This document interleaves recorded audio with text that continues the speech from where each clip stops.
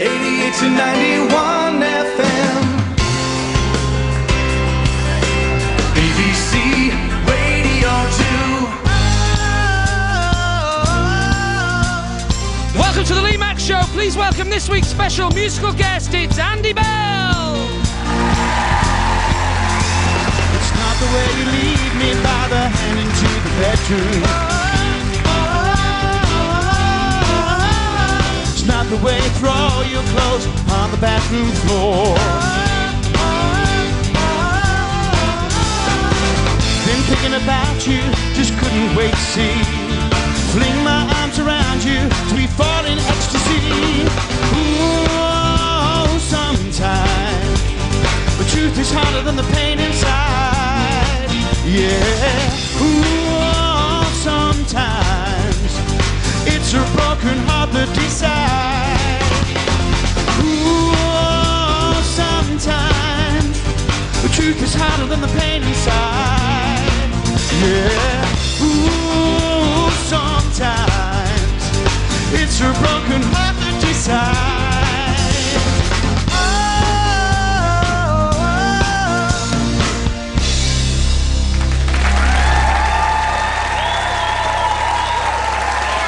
Oh, Andy Bell. Backed, of course, by the brilliant Steve Brown. So, how have you been, Steve? Not great. Been lying awake trying to stop myself from sleeping. So I've been having these dreams, horrible dreams, where I'm doing things. Things I shouldn't be doing. Steve Brown, ladies and gentlemen.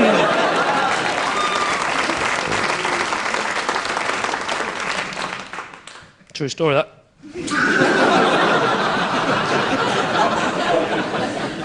Just to chat, I always check at the beginning of the show. Give me a cheer if you're British. Hey! Give me a not cheer if you're not British. Hey! One person clapping. Whereabouts in the States are you from? See, in America, you've just got different meanings for words, haven't you? Like different insults, for example. You know, like we do two fingers when we're telling people to go away. It's an afternoon show, I have to say it this way. You just give one middle finger, and it's actually an interesting fact connected about. I don't know if you know the reason why we do two fingers and you do one. It says a lot about our culture differences, actually. The reason why we do two fingers, it comes from Agincourt in the 15th century. Apparently, the French soldiers used to capture the English soldiers, and they cut off their two fingers, and that stopped them from using the bow and arrows again in battle. So when they were released, they couldn't fight, which is an interesting fact. It's not funny, but I'm just trying to educate you. Similarly, the reason why you give one middle finger says a lot about your culture. That means, sit on that and swivel round. It's just a cultural difference, really, I suppose. But, you see, when you go abroad and you do gigs, you have to change your jokes, which is always interesting. I was in Australia recently and I did a joke. And you know that time of year when you have to change the clock on your watch, you have to change the watch because of the summertime thing. I was in Australia, true story this, I was checking out of a hotel and I wasn't sure if we had to do, you know, which forward or backwards thing, I wasn't sure. So I got to the thing as I was checking out and I said to the bloke, do I have to put the clocks back? And he said, you know, we don't mind you nicking the flannels, don't take the piss. And then he said, he said, what do you mean, put the clocks back? I said, you know, the summertime thing. And he went, no, mate, daylight savings. No, I'd never heard of daylight savings. I genuinely thought that daylight savings was the opposite of daylight robbery. I've been making a right idiot of myself all week. I've been going into shops going, really, 50 cents for a cornetto? That is daylight savings.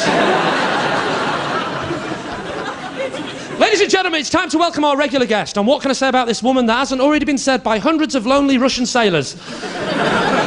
With £8.50 to throw at the problem. Please welcome Angela McHale!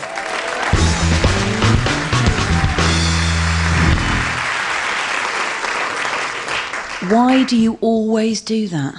Do what? Those intros that suggest I'm available for money. Hey, don't knock it. Free advertising. Anyway, I don't always do it. Yes, you do. So far, over the last 2 years, we've had Loved by Millions. She's not been on TV, but she's been loved by millions. A big laugh. We've had She's got one of the toughest agents in showbiz. I say agent, I mean pimp. And my all-time favourite, please welcome my regular guest. You may already know her, gents, because she's a prostitute. I was running out of ideas that week a bit, wasn't I? There's a word for people like you. Do you know what that is? Cheeky. Risque. Effervescent. Pert. Asian. No, it's no good. You'll have to tell me. Misogynist. I'm not a misogynist, you silly cow. I always know when you're on the defensive because you crack jokes. I think you've got issues. I've got loads at the side of my bed. Issues. If you're not a misogynist, how come we've never had a female comedy guest on the show? Yes, we have.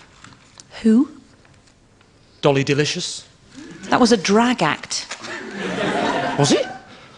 That explains the stubble rash. Dolly didn't have stubble rash. No, but I did the next morning. Maybe we should bring on the first guest. I've got an idea. Why don't you say, ladies and gentlemen, please welcome a man who gets paid loads of money for having sex with women? Well, I suppose they might believe it. It's radio after all, so they don't have to see his face. Ladies and gentlemen, it's Jason Byrne! Thank you, Lee. Thank you, Lee. Hello. I am Irish. I'm over here for about 2 weeks. I enjoy coming over here, though. You know, I like the English. Most people here are British English. Yes, are you? English, British English. You are as miserable as the Irish. There's no doubt about it. You are begrudging shits, right? In America, if you get a new job, right, the whole street goes, he got a new job! Quick, let's have a barbecue! Tony got a new job! Well done, Tony, in your new job. We're genuinely happy for you. Over here, your next door neighbour gets a new car, and he goes, I got a new car, did you? I hope you crash it.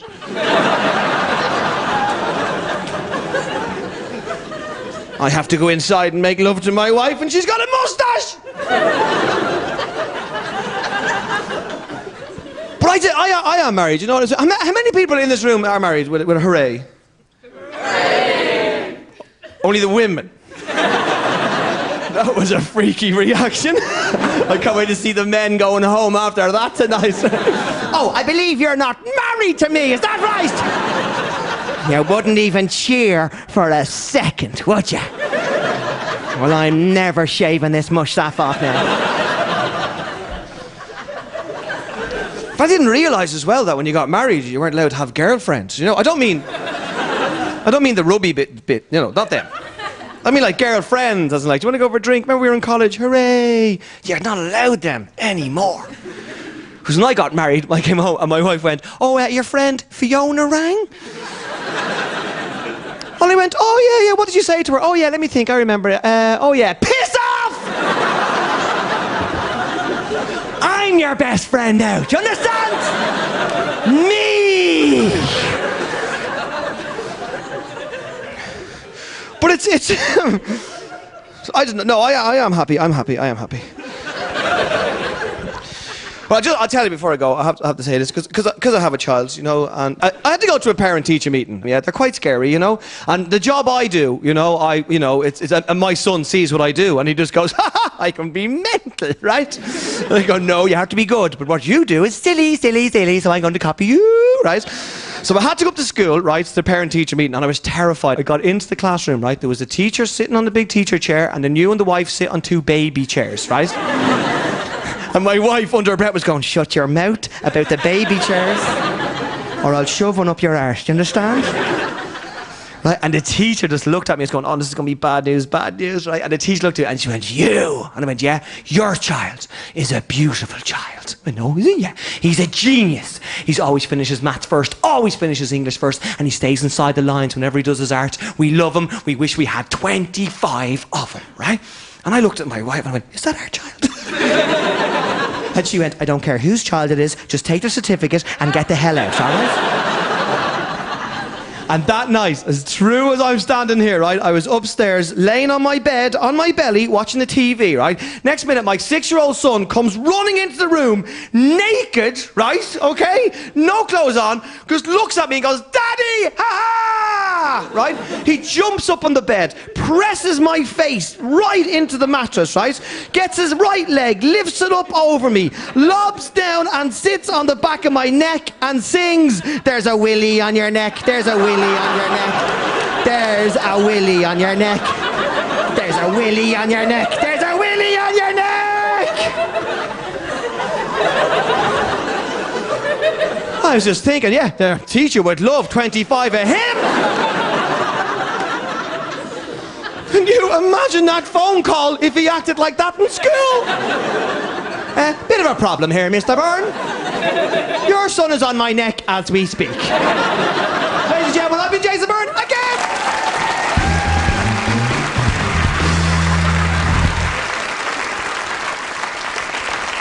Jason Byrne in his amusing little comedy Irish hat and his little wellies with L&R written on them. Wasn't that amusing? Yeah, and yet when I do it, it's racist. What are the rules?